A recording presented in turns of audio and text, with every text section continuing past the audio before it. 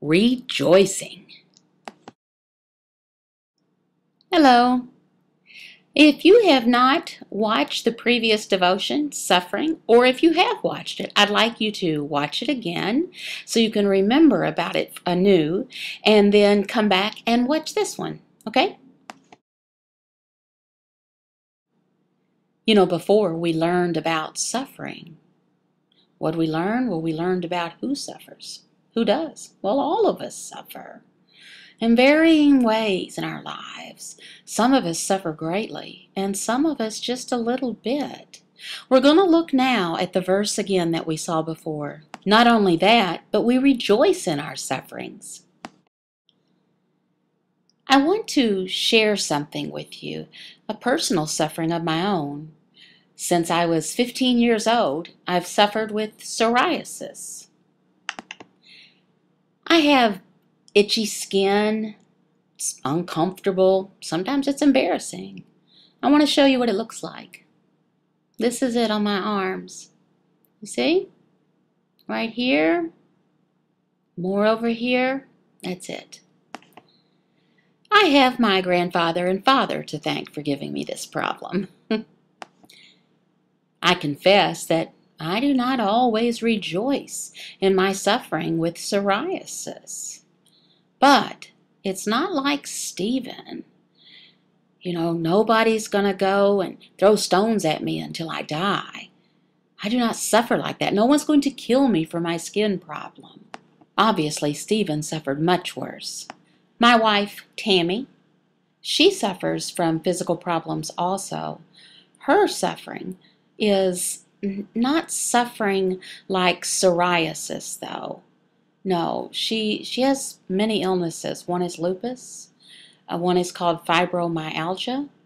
Another is rheumatoid arthritis. Another kind of arthritis is osteoarthritis.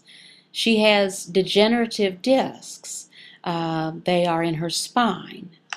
She also has cataracts in both of her eyes and a few other things.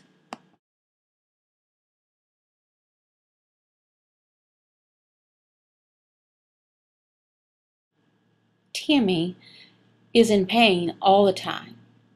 She is never free from pain, never, except for perhaps when she's in the middle of a dream and sleep. Tammy rejoices in her suffering. She praises God often for using her illnesses. What for? Well, to encourage other people who are suffering or going through other problems.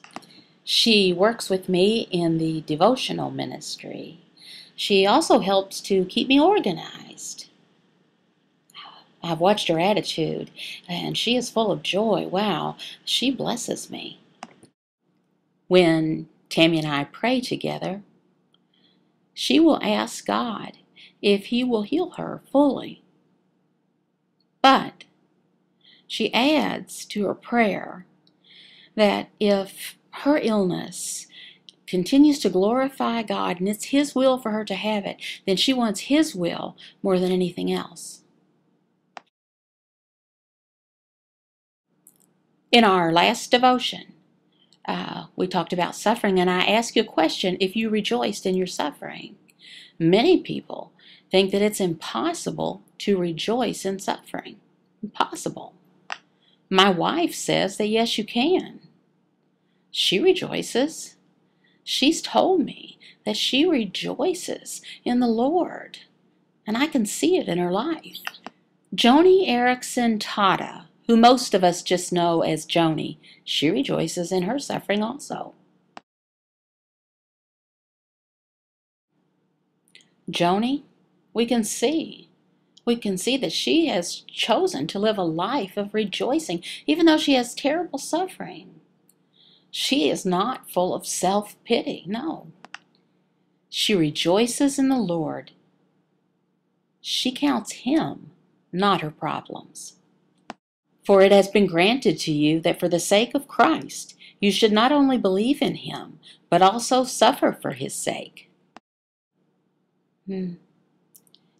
As Christians, we suffer, and that's God's calling. If we take up the cross, follow Christ, change our attitudes, focus on Him, we will recognize the blessings. Wow. And whoever does not take his cross and follow me is not worthy of me.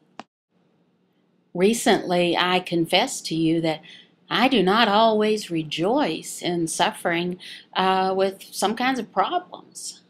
Do you rejoice when you suffer? You should. I should too. You know, I take care of Tammy. My wife suffers. It's also a kind of suffering for me, a different kind, but I accept it. Tammy is in a wheelchair. She needs help. She needs help with many things.